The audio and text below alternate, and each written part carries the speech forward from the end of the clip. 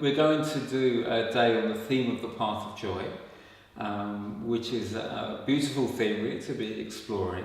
And we can have so many ideas about what's going to bring joy and happiness in our lives, and people can get quite caught up in seeking fame or popularity or success as a means of achieving joy in their lives. But meditation practice definitely points to something different. It can point to a more natural sense of ease and well-being that we can begin to tune into in any moment. We can also consider this an idea in the Buddhist tradition of mudita, which can be translated as appreciative joy or sympathetic joy. And that's when our hearts begin to open at the joy and happiness of others. So many of us have had this experience where something's good is happening for someone else. And on one level we might say, yeah, I'm pleased for them, that's really good. But on another level there's that sense of, why me? How come that's happening to them? So mudita is a sense of appreciative joy when the heart just opens. And we can see there that there's a sense of what happens when the sense of self begins to quieten down, when me and mine and what I want are not so strong, and something else can begin to shine through. So that's really in many ways what the path of joy is all about. And there's also another key idea within the Buddhist tradition of piti, which is rapture that we can experience in meditation. So in more calm or concentrated meditative states, again there can be this sense of joy that begins to bubble up. And this is really interesting to explore because it's not based on any particular sense input. It's not tied to seeing, hearing, tasting, touching, anything in particular. But again, is what the Buddha calls it's a joy born of seclusion, when we're secluded from the hindrances to meditation, and this joy begins to shine forth.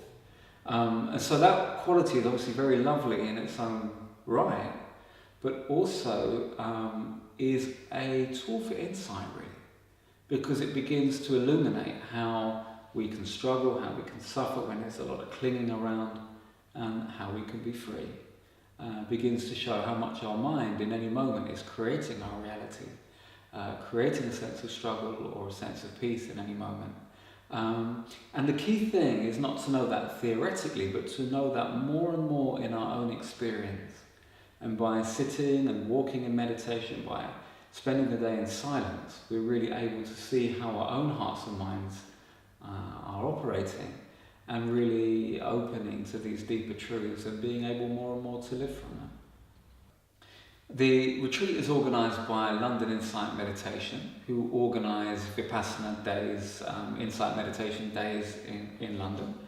But also we're running it in partnership with Wake Up London, which is a very, very interesting and inspiring group that works mainly with young people. And they are associated with the tradition of Thich Nhat Hanh, the community of interbeing.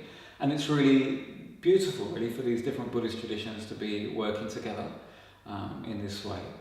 And Wake Up London organise, among other things, these flash mobs. So they've done flash mobs in Trafalgar Square where people come together, meditate in Trafalgar Square, and really show their peace. So they're living their peace, and then in a very conscious way, in a very clear way, allowing that to affect what's around them. And I think it's a very innovative and inspiring kind of form of practice, and seeking new forms of practice, perhaps particularly seeking to engage young people within meditation. So it's really wonderful to be working with Wake Up London for this retreat.